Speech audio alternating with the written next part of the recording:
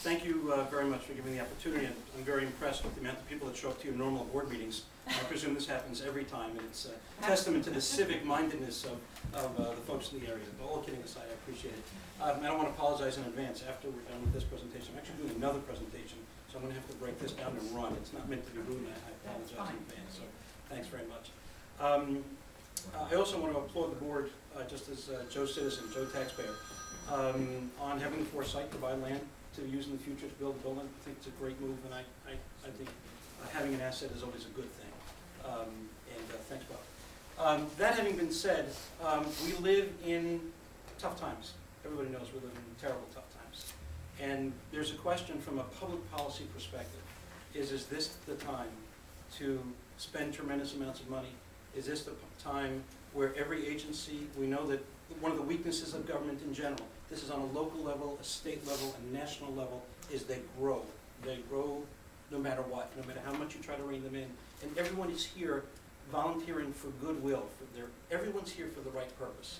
But the question is, at some point, is it the responsible thing to look at alternatives in times of economic, real deep existential trouble, and to say maybe there's a better way, maybe there's a different way. We don't always have to grow endlessly, but we can do more with the resources we have. And that's the basis of this proposal. So I'd like to give a little history, just one preamble. I'm using approximate numbers here. I didn't go to the trouble of detailing everything. We're talking here broad concept. So if we have to get down to nitty-gritty detail, we'll be able to provide that at a later time. So I just call this a library for our community, expanding services while living within our means. And I'm glad I took this picture on a much nicer day than it is today. An eyesore on Main Street. Many of you, most of you, I'm sure all of you will remember what this thing looked like before we did a gut renovation on this building.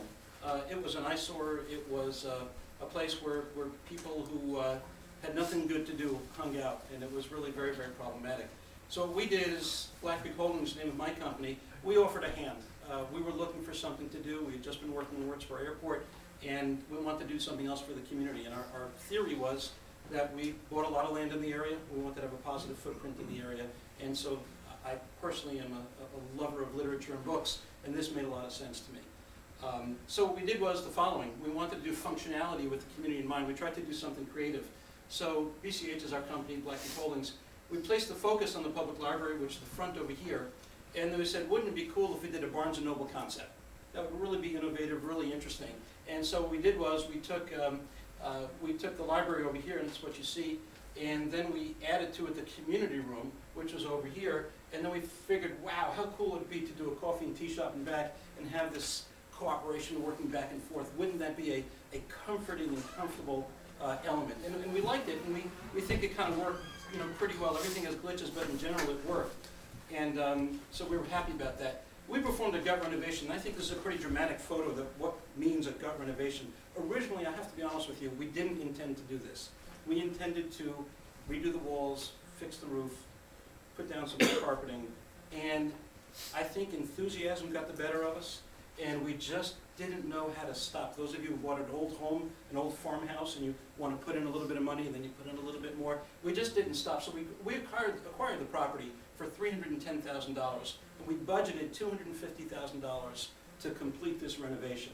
And of course, what ended up happening is we spent $500,000 to do this renovation. So the truth is, no matter what our intention is, we're professionals. We do this for a living. This is what we do. We plan these, budget these, and we stick to our budgets. Well, we didn't, and we ended up making some big mistakes. We spent exactly twice as much on the renovation as we intended. And so we made mistakes too. But it shows you the extent of the renovation as we actually took down all the walls and all the floors and everything else and really went to town with it.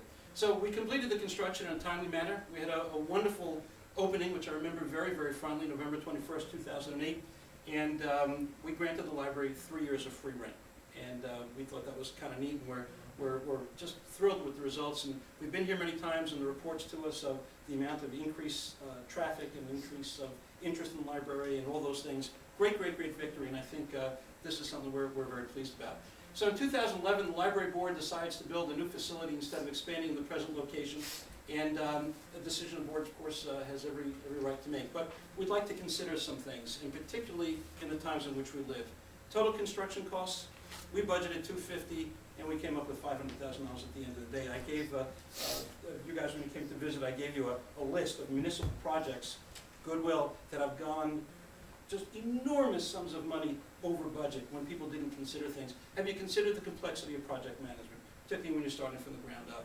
And just some lists of partial construction costs, site and environmental impact studies, architectural engineering fees, demolition, removal of demolition waste, grading and excavating, foundations, sewer and water service utility lines, sprinkler systems and fire safety, and ADA compliance and security systems, plumbing hookup, but we can go on and on and on, this endless list of things that as a builder you think of and you take care of. And still, even when you think of it and take care of it, you still get tagged with the things you missed, right? So we want to get to think about this. Is this the time in our lives where we really want to take risk? You may notice the economy is in a nosedive, and it's really tough. And so I figured to highlight some here is that different articles that have come out about public library cuts, public libraries besieged by budget cuts, libraries in New York City protest massive budget cuts, Soros predicting, and he's a guy who scares me, predicting in 2011 that there's going to be a complete collapse of the world economy. Budget cuts take their toll on essential city services. So I ask you, is this really the time that we want to go into a project like this and potentially tag our citizens with a bond issue or other costs? Is this really the time we want to do this? Pain, anxiety, depression, stress, I think we're all feeling some sense of stress, the whole country is. And so it's been too easy in the past for agencies and programs to expand without restraint. It's just been too simple. And do our residents need another tax burden? And that's the question I've got for you. The challenge, as I see it, just as Joe Citizen, and this is on every level, but certainly even on this level, and I think we can be a model for how to do it well, is how to increase and expand library services. Something that's near and dear to my heart. I've demonstrated that personally in a very concrete way while operating within financial means of the organization. I think that's something that we could be very proud of if we could pull this off. And the idea is sort of a painless expansion of facilities, which does not preclude sometime in the future when we're all fat and wealthy and tax revenues are just booming, to go ahead and do something else. But let's look at a way to do this. And again, we're using approximate numbers here. I think, Ron, you and I are off by 100 feet with each other. But say the library is about 1,600 feet the way it exists. And let's take out a little calculator and start adding some space. If we wanted to add 1,145 square feet, which would be the size of the space that Kathy's in, well, imagine that. If you just do the math, we've got 2,126 square feet, add 1,145 square feet, we can expand this library, a very functional library, by 54%. The 54% increase in utility of the library. And we know the library in this space is working very, very well. So imagine if the library did the following. Savings if the library stays in its present location is we bought, it's actually this is incorrect, we bought and rebuilt the library at a cost of about $825,000. Well, imagine the following. Imagine if we sold it to the library for $350,000 and we took a $475,000 bath. Okay? That's not fun to say. My mother would like to kill me, but imagine if we did that. Okay? And let's talk about some other costs. Let's say the library has approximately, I couldn't figure out exactly, but about $575,000 at its accounts. Well, the math is actually easy. You purchase the facility for $350,000. We take a bath. There's about $40,000, just a rough guess, of taking the space over there and turning that into an expanded library. Probably $5,000 of transaction costs. And guess what? You've purchased the whole facility for $395,000 while expanding your utility by 54%, and you still have $180,000 in the bank. And you have an asset. You have a free and clear asset. You've expanded your services, lived within your budget. You have land for future growth. I think the library then is doing something amazingly responsible in incredibly tough times and has an asset for the future as well.